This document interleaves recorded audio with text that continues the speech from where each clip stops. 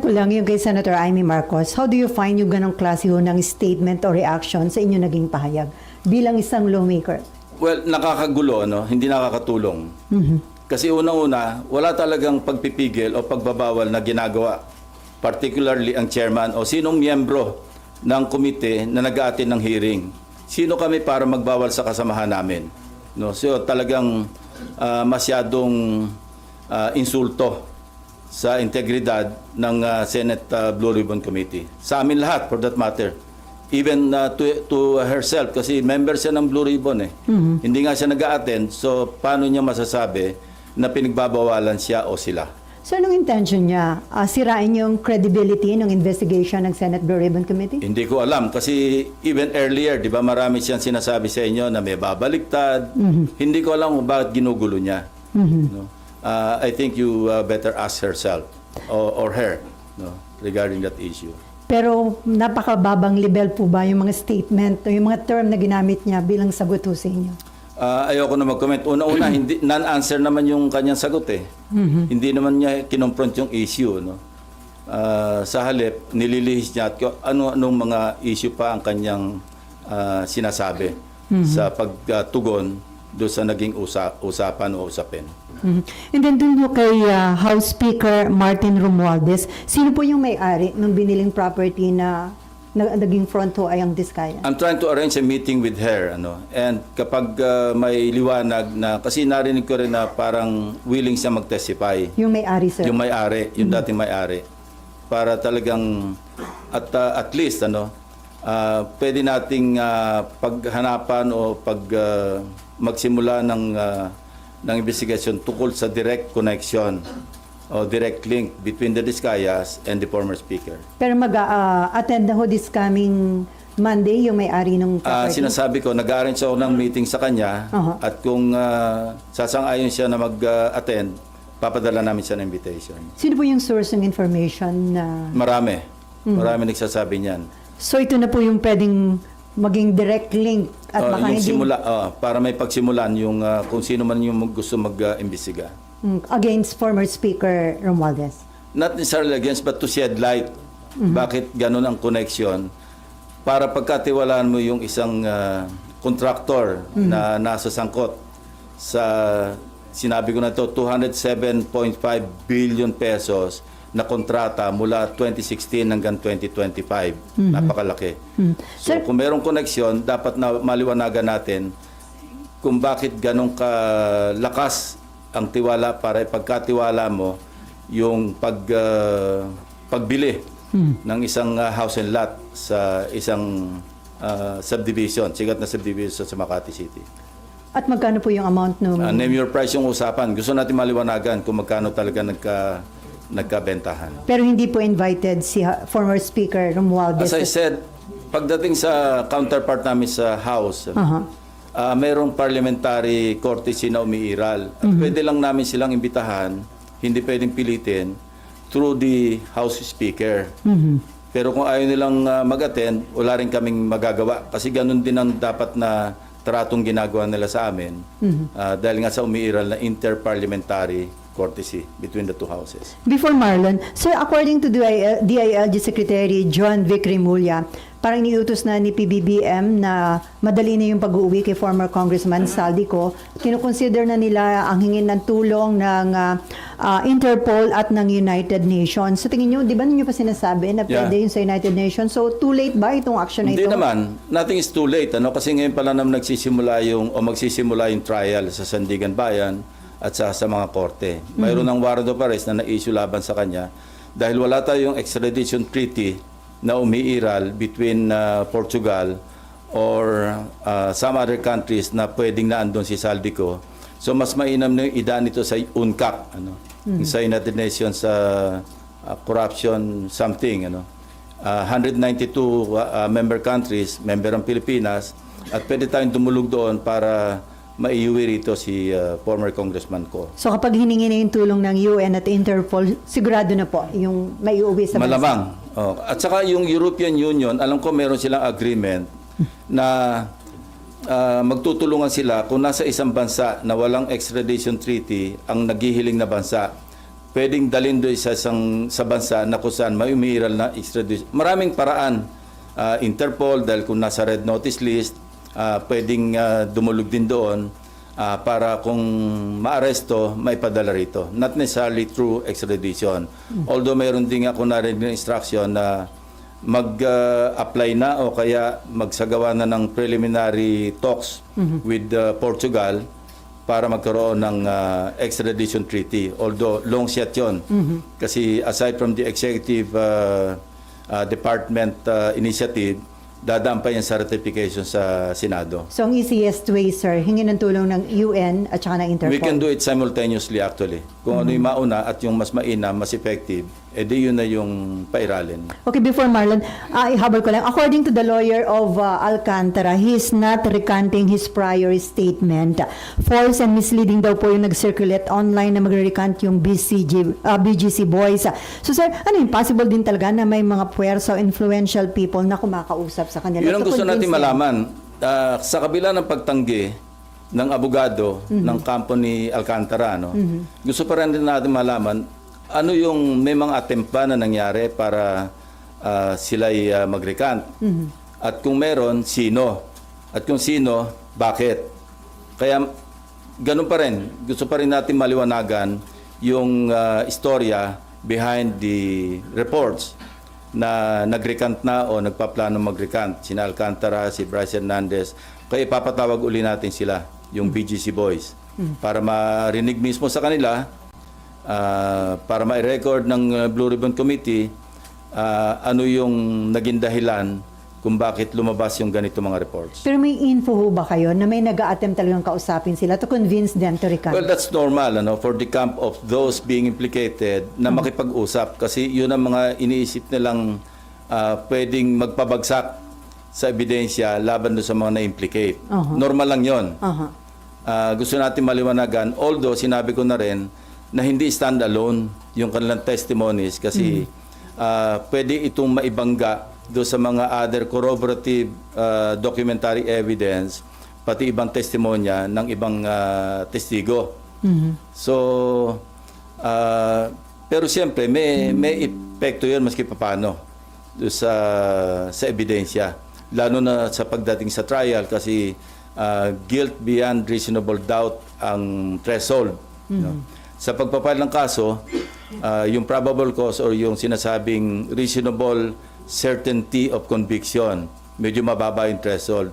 Pero pagdating sa husgado, napakabigat nun. Guilt beyond reasonable doubt ang kinakailangan. So, lahat ng ebidensyang kailangan maisalang sa korte, kailangan nandoon. So, still, kailangan pa rin na naandyan yung matibay na testimonya ng mga sina Alcantara, Bryce Hernandez, JP Mendoza, para talagang masolidify yung kaso sa korte. At sila nandito pa rin, sir, sa Senate custody. Nandiyan pa rin na. sila. Oh. So kung meron man nakikipag-usap, possible ba yun kung nakadetain sila? Hindi naman kailangan direktang kausapin sila. pwedeng sa Lawyer to lawyer. lawyer. Oh. Okay, Marlon, and then Amean. And then Amor. Sir, yung former secretary mo noon, sir, yung information, sir, niya na intentionally mali yung sinabihan before you. Yes, kaya talaga rito. Kasi nag-promise ka, hindi nangyari, maski pa paano, bababa yung expectation, bababa yung trust. So, that would explain kung bakit bumaba yung trust ng mga mamamayan natin sa mga institutions. Pero sir, sa tingin nyo, seryoso pa rin naman yung administration? Very serious, very serious. That I know for a fact. Kasi I've been talking to the DOJ, Ombudsman, seryoso talaga. Okay, Mean, and then Camille.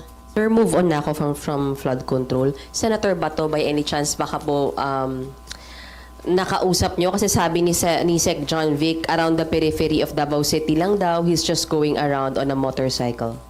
Ang problema kasi kay Senator Bato, wala naman tayong official na warrant of arrest coming from the ICC.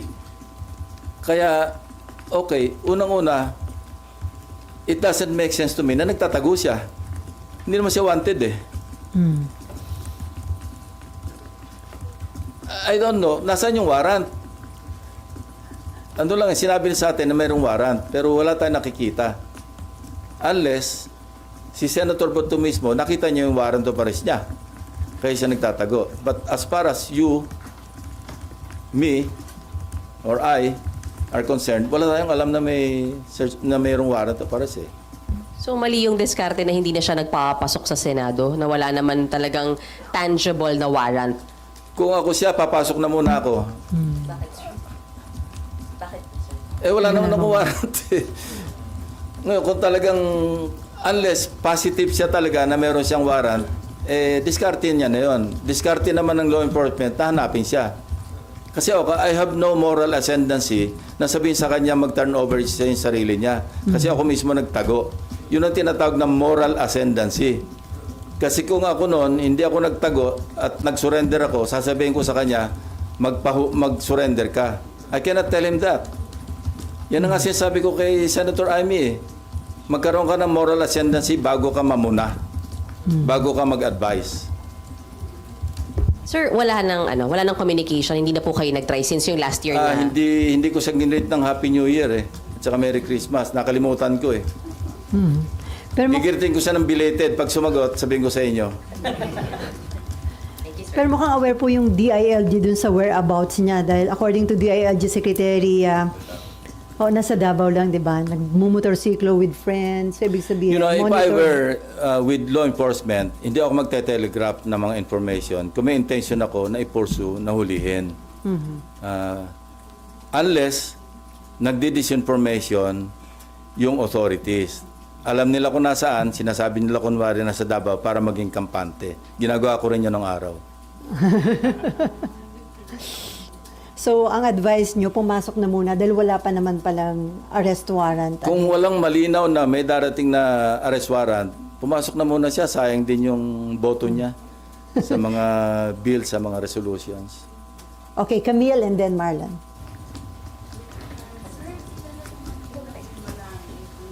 Nasaan na yun? Si Camille Balagtas. Walang, nasa ng microphone. Ayan. Sir Camille Balagtas po. Sir, alam naman po ng marami ever since ng panahon pa ni GMA, masyado kayong critical pagdating sa corruption. Personally, sir, kasi naging police din po tayo and yung inyong is corruption in the Philippines primarily a failure of laws, institution, or political will? And which one worry you most today? Lalo po, masyadong putok na putok yung corruption everywhere. Ang mas nakaka-worry yung naging kultura. Naging kultura na eh. Parang is no longer an exception. Parang nagsisimula kasi yan kapag wala napaparusahan. So, siyempre, nakikita ng mga sumusunod na, lulusot naman tayo eh. So, it's a combination of all the factors that you mentioned, actually. Sir, where should accountability begin? Malacanang ba? Congress? Leaders. Mga leaders dapat magsimula yung responsibility at the very least, Yung accountability, doon lang ito sa mga nagko-commit ng krimen o kaya ng corruption. Dapat maging held accountable at talagang magkaroon ng logical conclusion. Otherwise, pamamarisan talaga eh. Alam nyo, with all the yung mga brickbats, mga criticisms na tatanggap ni Congressman Libiste, pasalamat na rin tayo na merong Congressman Libiste na at least naglalahad ng mga nalalaman niya na lumalabas talagang maski sinong tamaan, maski mga kasamahan niya. No, I'm not referring to Kiko Barsaga, ibang level naman 'yon. At least si Congressman Leandro Libiste,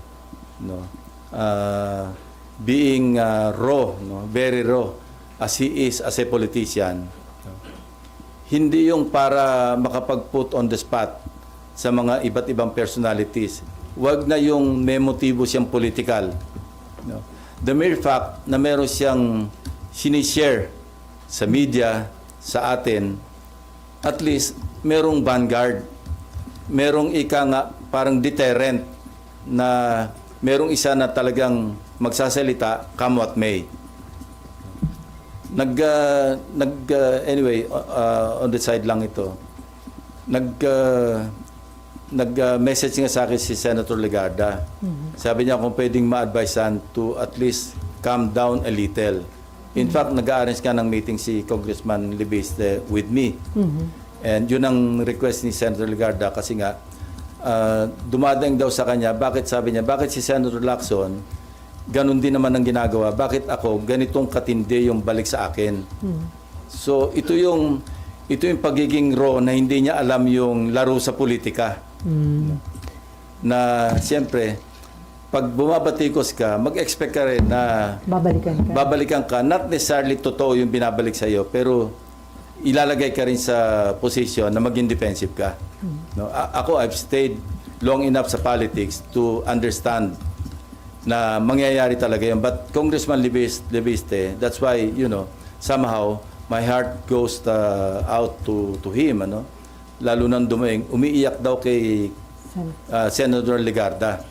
Bakit ako? Bakit ganito yung paninirala sa akin? Alam ko, Senator Ping, dumaan din siya sa ganyan. Pero mas matindi raw yung balik sa kanya. So, sir, may intention na patahimikin si Libiste? Well, from several quarters, why not? Kasi nga, siyempre, tinatamaan sila. Di ba ganyan din ginawa sa akin ni GMA?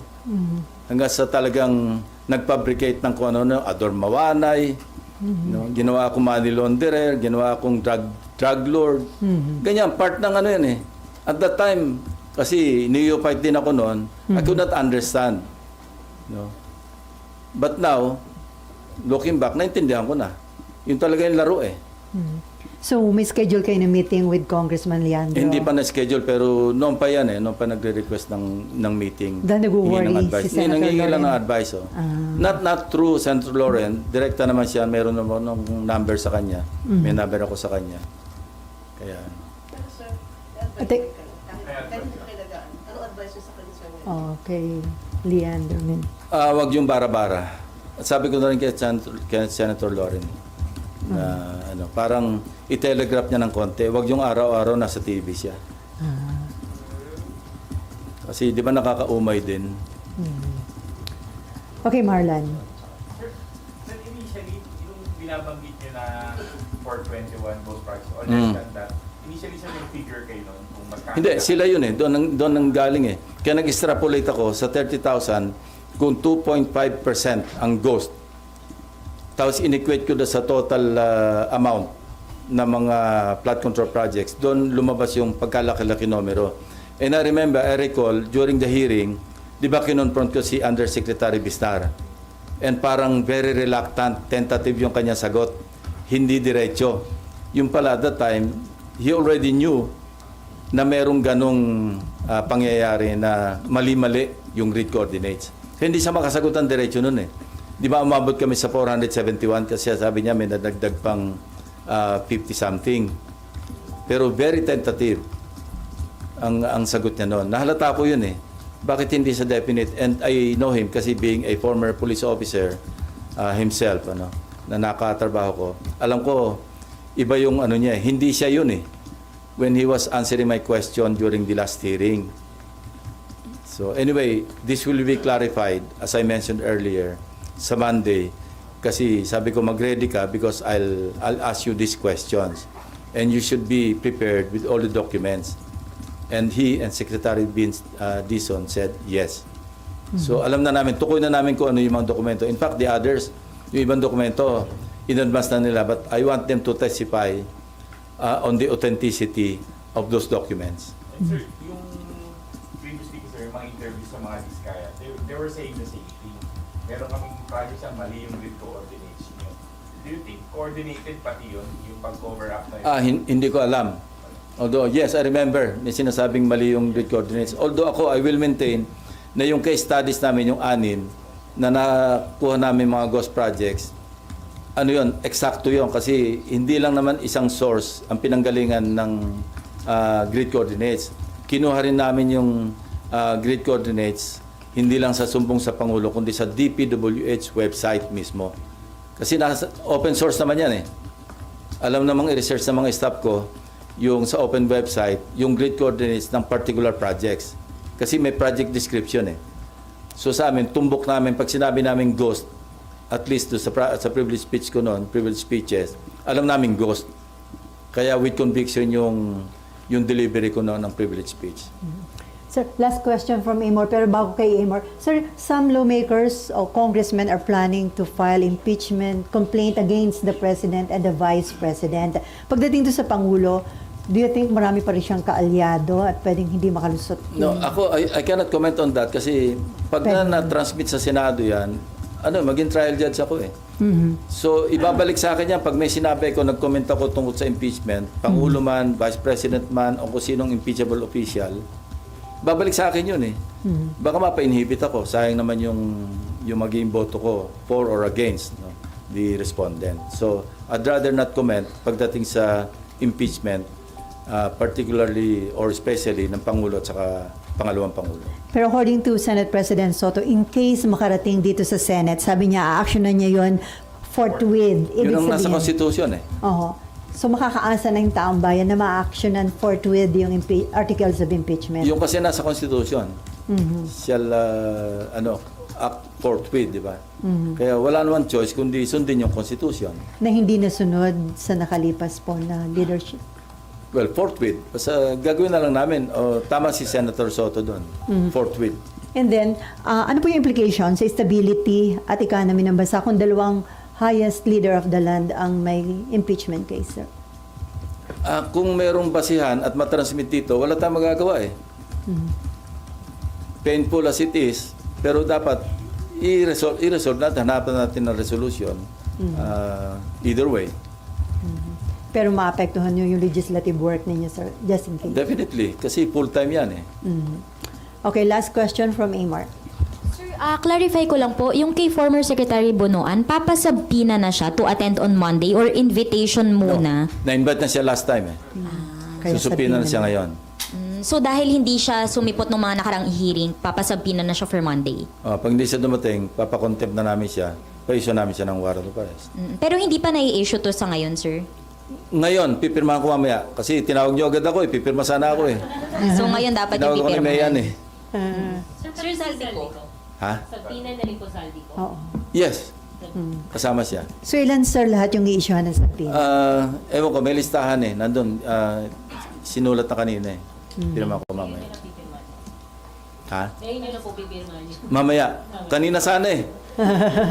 Pinababa na kayo na maaga. Sabi ni Mayan eh. Sorry na, sir. Okay, no more questions?